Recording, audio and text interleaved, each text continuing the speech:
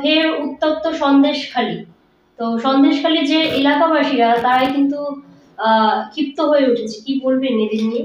না দেখুন, এলাকাবাসী ক্ষিপ্ত হয়ে উঠেছে তার কারণ হচ্ছে, আমরা প্রথম থেকেই বলে এসেছি পশ্চিমবাংলার আইন শৃঙ্খলার অবস্থা খারাপ, দলদাস পুলিশ তৃণমূলের কথা ছাড়া কারোর কথা শুনে।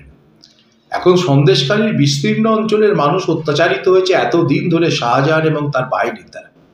সেখানে অত্যাচার হয়েছে, জমি কেড়ে নিয়েছে, ভেরি তৈরি করেছে, জমি বিয়ে করে ভেরির টাকা দিচ্ছেন, এরকম অনেক কাহিনী রয়েছে। এটা এতদিন ধরে আমরা এটা বলে আসছিলাম, কিন্তু কোনো কথাই কেউ শুনছিল না। আজকে সন্দেশকারীর মানুষ সাহস পেয়েছে, কারণ তাদের পিঠ ঠেকে গেছে দেওয়ালে। তাই তারা হয়তো পুরোপুরি সাবিয়েটা নিজের হাতে নিয়ে নিয়েছে, ক্ষমতা নিজের হাতে নিয়ে তারা রাস্তায় নেমেছে। এটা সমর্থনযোগ্য কি যোগ্য নয় নিয়ে অনেক প্রশ্ন উঠতে পারে, কিন্তু মানুষ যখন অত্যাচারিত হতে হতে দেয়ালে পিঠ ঠেকে যায়, তখন এটা ছাড়া বোধহয় মানুষের কাছে কোনো পথ থাকে না। কারণ আইন যদি আইনের পথে চলতো, যদি পুলিশ প্রশাসন ঠিক কাজ করতো, তাহলে এই দৃশ্য হয়তো সন্দেশখালীতে দেখতে হতো না। বাংলার পুলিশ কত বড় অপদার্থ, এত বড় একটা ক্রিমিনাল যার নামে এত কেস আছে, তাকে অ্যারেস্ট করতে পারছে না। তাই জন্য এই ফল, তার ফসল এটা। এতদিন এলাকাবাসীরা মনে হচ্ছিল যে কোথাও একটা ভয় পাচ্ছিল। নিশ্চয়ই ভয় তো পাচ্ছিলই।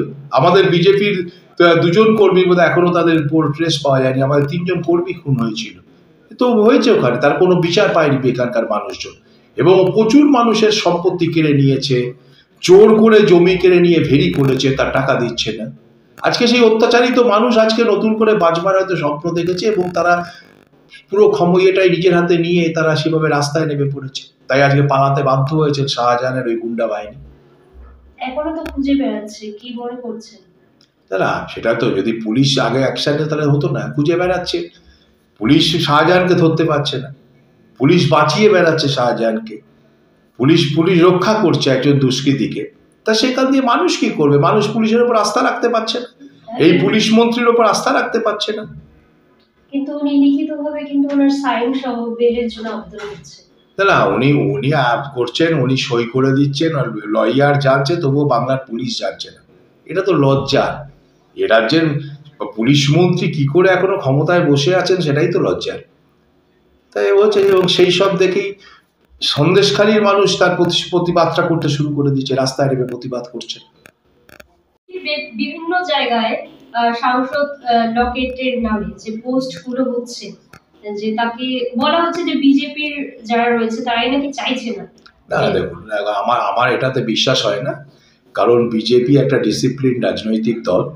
এ দলের কর্মীরা বিজেপিটা করে হৃদয় দিয়ে, তারা যা বিশ্বাস করে, তারা ভরসা করে তাদের সর্বভারতীয় নেতৃত্ব। কারণ লোকসভার টিকিট ঠিক হবে ওপর থেকে, দিল্লি থেকে সর্বভারতীয় নেতৃত্ব বসে রাজ্য নেতৃত্বের সঙ্গে কথা বলে ঠিক করবেন।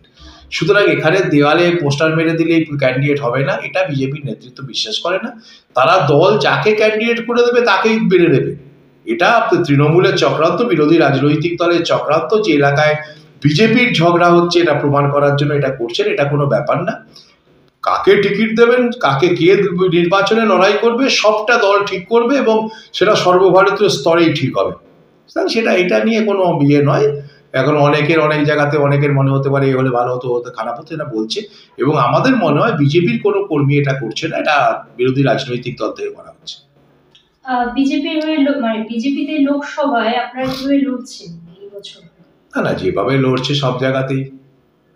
পশ্চিমবাংলায় এই যে একটা সময় বামফ্রন্টের দুর্নীতির বিরুদ্ধে লড়াই করে বাংলার মানুষ পরিবর্তন এনেছে, কিন্তু বাংলার মানুষ দেখলো চোরেদের সরিয়ে ডাকাতকে বসিয়েছে এখানে।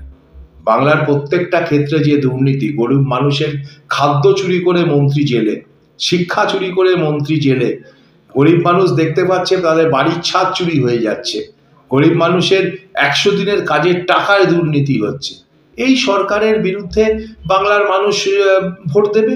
তার সঙ্গে বিগত 10 বছরে কেন্দ্রীয় সরকার, নরেন্দ্র মোদী সরকারের যে কাজ, মানুষের জন্য যে কাজ, করোনার সময় 80 কোটি মানুষকে বিনা পয়সায় খাবার দেয়া, গরিব কৃষকদের পরিবারের পাশে দাঁড়ানো, গরিব মা কাঠের চুলায় আগুন জ্বালিয়ে ধোঁয়াকে বাঁচানোর জন্য উজ্জ্বলা গ্যাসের মাধ্যমে কোটি কোটি লোকের বাড়িতে গ্যাস পৌঁছে দেয়া, আয়ুষ্মান ভারতের মধ্যে দিয়ে কয়েক কোটি মানুষের বিনা পয়সায় চিকিৎসা করানোর ব্যবস্থা করে দেয়া, এবং ছাত্রছাত্রীদের উন্নয়নের জন্য কাজ করা, সমস্ত দিক দিয়ে ভারতবর্ষের পরিকাঠামোর যে উন্নয়নের যে কাজ স্বপ্ন আজকে নরেন্দ্র মোদী সরকারের আমলে হচ্ছে, সেগুলোর জন্যই ভারতবর্ষের মানুষের সাথে সাথে বাংলার মানুষও মোদী সরকারকেই ভোট দেবেন, মোদী সরকারকে ফিরিয়ে আনবেন। কারণ আরেকবারের জন্য মোদী সরকারকে এনে দিয়ে সত্যিকারের ভারতবর্ষকে বাঁচানোর জন্য লড়াই করছে, সেটা হবে। হ্যাঁ নিশ্চয়ই 400 পার, এবার 400 পার হবে, তা 370-এর ওপর বিজেপি পাবে। ভারতবর্ষের আবহাওয়া তো তাই বলছে, ভারতবর্ষের হাওয়া তো তাই বলছে, ভারতবর্ষের মানুষ তো তাই বলছেন। কারণ সব জায়গাতেই ভারতবর্ষের মানুষ দেখছে এই প্রথম একজন প্রধানমন্ত্রী যা বলেছেন সেটা করছেন। 500 বছর পরে রামলালা তার ঘরে ফেরত এসছেন। ভারতবর্ষের মানুষ দেখেছে যে সমস্ত মানুষের জন্য, সমস্ত মানুষের বিকাশের জন্য যে কাজ করছে তার নাম নরেন্দ্র মোদী। যখন করোনার সময় সারা পৃথিবীর অর্থনীতি নষ্ট হয়ে গেছিল, সেই সময় ভারতবর্ষে 130 কোটি মানুষের জন্য ভ্যাকসিন রেডি করে, ভ্যাকসিন দিয়ে, বিনা পয়সায় ভ্যাকসিন দিয়ে সেই মানুষকে বাঁচানোর পরেও ভারতবর্ষের অর্থনীতিকে সুদৃঢ় জায়গায় রেখে দেওয়াটা নরেন্দ্র মোদীই পেরেছে। তা সেই নরেন্দ্র মোদীর নেতৃত্বে ভারতবর্ষে লড়বে, আমরা জিতবো। আইএনডিআই এর যে জোট, এটাকে নিয়ে বিজেপি কিভাবে দেখছে? আইএনডিআই এর জোট তো সে হচ্ছে হারাধনের 10টি ছেলে, হারাধনের 10টি ছেলে চড়তে গেল বনে, একটি গেল বাঘের পেটে, বাকি রইল 9, এরকম করতে করতে কমছে তো হারাধন। আমরা তো দেখেছিলাম আইএনডিআই এর জোট, নীতিশ কুমার চলে গেল, তারপরে মমতা ব্যানার্জি একা লড়বেন, ওদিকে আবার কেরলে সিপিএম কংগ্রেস কি করবে ঠিক নেই, উত্তরপ্রদেশে আরএলডি বেরিয়ে যাচ্ছে। আইএনডিআই জোটটা কোথায়? আইএনডিআই জোট তো থাকছে না। আবার পশ্চিমবাংলায় দাঁড়িয়ে বাংলার মুখ্যমন্ত্রী বলছেন কংগ্রেস 40টা সিটও পাবে না। তো এই জোটকে নিয়ে বিজেপি চিন্তা করবে কেন? বিজেপির কিসের চিন্তা? বিজেপি তার কথা মতন, তার কাজে, নরেন্দ্র মোদীর কাজে, নরেন্দ্র মোদীর গ্যারেন্টিকে সামনে রেখে বিজেপি লড়বে এবং বিজেপি জিতবে। বাংলায় বলেছে নরেন্দ্র মোদী 35টা সিট বেঁধে দিয়েছে। না দেখুন, বাংলার বিজেপি কর্মীদের কাছে আমাদের দলের কাছে তো আমরা ঠিক করবো, আমরা টার্গেট রাখবো তো আমরা কতটা জিতবো। আমরা বাংলার মানুষের কাছে, আমরা 10 বছরে যা কাজ করেছি, মানুষের জন্য যা কাজ করেছি, আমরা তো আশা রাখবোই। আমাদের কর্মীরা তো নামবে, এটা টার্গেট নেই। এই 35টা সিটের টার্গেট আছে এবং আমরা জিতবোই। তৃণমূল বলেছে 42টা। এ তো গতবারও বলেছিল। তার মধ্যে 18টা বিজেপি, 2টো কংগ্রেস পেয়ে গিয়ে 20টা কমে গিয়ে 22-এ দাঁড়িয়েছিল। এবার আবার কোথায় গিয়ে নামে দেখুন।